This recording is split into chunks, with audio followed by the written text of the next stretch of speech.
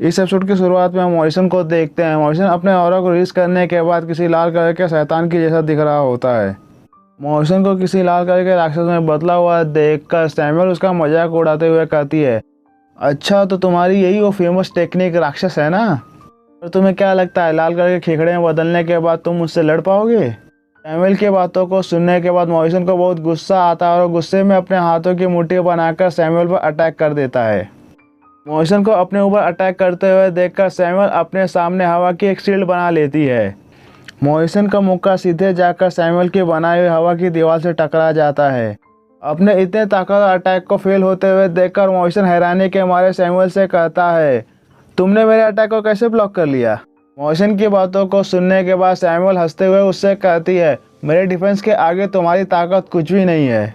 Samuel के इतना कहते ही वो चुटकी बजाते उसकी चुटकी बजाते ही मॉरिसन सैमुअल की तेज हवाओं के बीच फंस जाता है। मॉरिसन को अपने चंगुल में फंसा हुआ देखकर सैमुअल उसे चिढ़ाते हुए कहती है, क्या तुम्हें सच में लगा था कि मैं सिर्फ एक साधारण डिप्लोमेट हूँ।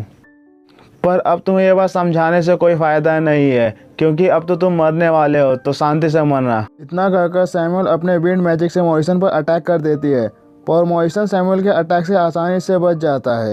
सैमुअल के अटैक से बचने के बाद मॉरिसन अपनी पावर को और भी ज़्यादा बढ़ाने लगता है। अपने इतने ताकतवर अटैक को झेलने के बाद भी मॉरिसन को जिंदा देखकर सैमुअल मॉरिसन से कहती है, तो तुम मेरे इस हमले से भी बच गए।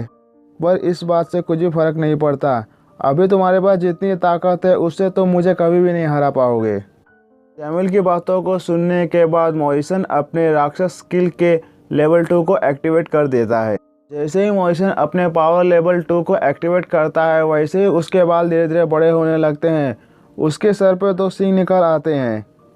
जैसे मॉरिसन का पावर लेवल 2 पूरी तरह से एक्टिवेट हो जाता है वो किसी राक्षस की तरह दिखने लगता है और वो सैमुअल से चिल्लाते हुए कहता है, मैं तुम्हें निश्चित रूप से हरा दूंगा। मॉरिसन की धमकी सुनने के बाद सैमुअल अपने मैजिक का इस्तेमाल करके अपने असली रूप में आ जाती है। वहीं दूसरी तरफ मॉर्लिन क्लॉक टावर के एकदम पास खड़ा होता है। वो क्लॉक टावर को देखते हुए कहता है, यह तो बहुत ऊंचा है। मॉर्लिन अभी क्लॉक टावर को देख ही रहा होता है कि तभी अचानक क्लॉक टावर की दीवारों में दरार पड़ने लगते हैं।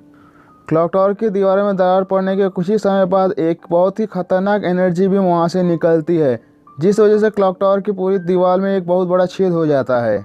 इसके बाद हम लोग क्लॉक टावर के अंदर का सीन देखते हैं। मॉरिसन जमीन पर अपने घुटनों के बल बैठा होता है। मॉरिसन इतनी बुरी तरह से घायल हो जाता है कि उसके खांसने पे उसके मुंह से खून निकलने लगता है।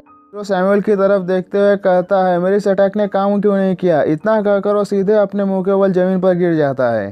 मॉरिसन को बेहाल जमीन पर पड़ा हुआ देखकर सैमुअल उसे हंसते हुए कहती है, अभी के लिए मैं तुम्हारी जान बख्श देती हूँ, क्योंकि मैं चाहती हूँ कि तुम अपने देश के विनाश के साक्षी बनो। मॉरिसन की हालत बहुत ख़राब होती है। उसके शरीर पर जो चोट लगे होते हैं उससे खून भी बहुत तेज़ी से निकल रहा होता है। फिर भी वो सैमुअल की बातों को सुनने के बाद मन ही मन सोचते हुए कहता है, कुछ भी सही नहीं हो रहा है, कृपया आके कोई तो इसे रोक लो। अभी मॉरिसन ये सभी बातें सोच ही रहा होता है कि तभी वहाँ पर मर्लिन आ जाता है। मर्लिन को देखते हुए मॉरिसन मन ही मन सोचता है, ये कौन है। क्लॉक टावर के अंदर आने के बाद मर्लिन मॉरिसन को देखते हुए कहता है, ऐसा लगता है कि मैं सही जगह पर आया हूँ। मर्लिन अभी ये सभी बातें कह ही रहा होता है कि तभी उसकी नज़र सरली पर पड़ती है।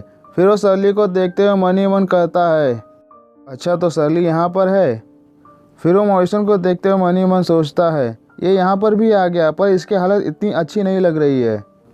और ये एम्बेसडर सच में एक डार्क एल्फ है। मॉरिसन को यूँ अपने आप को घूरते हुए देखकर सैमुअल उससे पूछती है, तुम कौन हो। सैमुअल की बातों को सुनने के बाद मॉरिसन एक गहरी सांस लेता है। फिर वो उससे कहता है, मैं वही फेमस एंजिन का लेजेंडरी मास्टर सॉर्समैन हूँ। मॉरिसन की बातों को सुनने के बाद वहाँ पर मौजूद दोनों लोग मॉरिसन को शौक के मारे देखने लगते हैं। मॉरिसन की बातों को सुनने के बाद सैमुअल उसका मजाक उड़ाते हुए कहती है, बहुत अच्छा जोक सुनाया तुमने। अच्छा तो अगर तुम एंजिन के मास्टर सॉर्समैन हो तो मैं भी द फर्स्ट डीमन पैलेस की डीमन किंग हूँ। सैमुअल को अपना मजाक उड़ाते हुए देखकर मॉरिसन उसे हंसते हुए कहता है, मैं तो बस यहाँ पर सरली को बचाने के लिए आया था, पर तुम्हारी बातों को सुनने के बाद ऐसा लगता है कि अब तुम ज़्यादा दिनों तक जीना नहीं चाहती हो। मॉरिसन की धमकी से सैमुअल को कोई फ़र्क नहीं पड़ता है। वो उल्टा हंसते हुए कहती है, अच्छा तो तुम मुझे मारना चाहते हो, चलो मैं इसके लिए तुम्हें एक मौका दे देती हूँ। अगर तुम्हें मरने की इतनी जल्दी है तो मैं तुम्हें रोकने वाली कौन होती हूँ। अभी सैमुअल और मर्लिन बात कर ही रहे होते हैं कि तभी मॉरिसन मर्लिन को देखते हुए मन ही मन सोचता है, मुझे इसके अंदर एक भी % मैजिक महसूस नहीं हो रहा, यह सैमुअल के आगे कभी भी नहीं टिक पाएगा। मर्लिन को अपनी तरफ आने का इशारा करते हुए सैमुअल मर्लिन की तरफ एक बहुत बड़े हवा के बाउंडर को छोड़ देती है। उस बाउंडर को मर्लिन की तरफ छोड़ने के बाद सैमुअल शर्ली की तरफ जाते हुए मर्लिन से कहती है, तुम्हें यहाँ पर कभी भी नहीं आना चाहिए था, यह हवा की दीवार तुम्हारे शरीर के टुकड़े टुकड़े कर देगी, तुम्हें यहाँ पर सबसे दर्दनाक मौत मिलेगी जिसकी तुमने कभी भी कल्पना नहीं की होगी।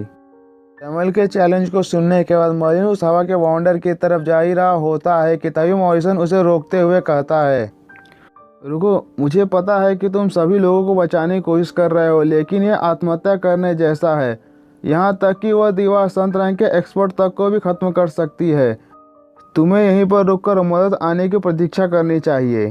मॉरिसन मर्लिन की भलाई सोचते हुए मर्लिन को उस हवा की दीवार की तरफ जाने से रोक रहा होता है, पर मर्लिन मॉरिसन की बातों को इग्नोर करते हुए उस बाउंडर की तरफ चला जाता है।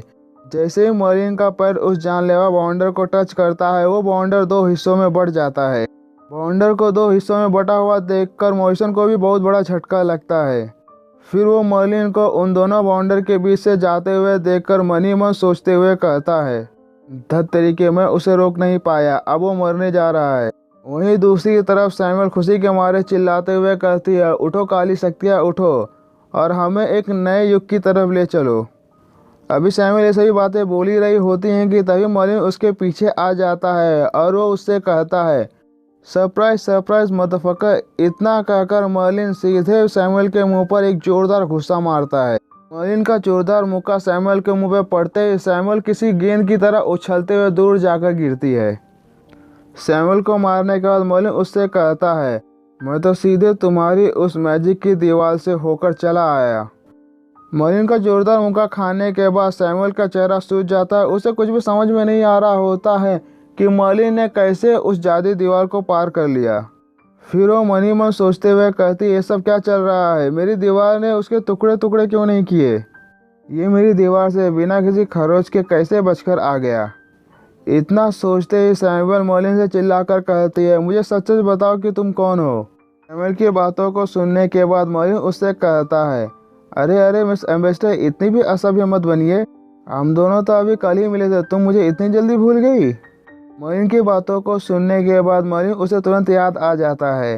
फिर सैमुअल मर्लिन को देखते हुए कहती है, क्या ये तुम हो।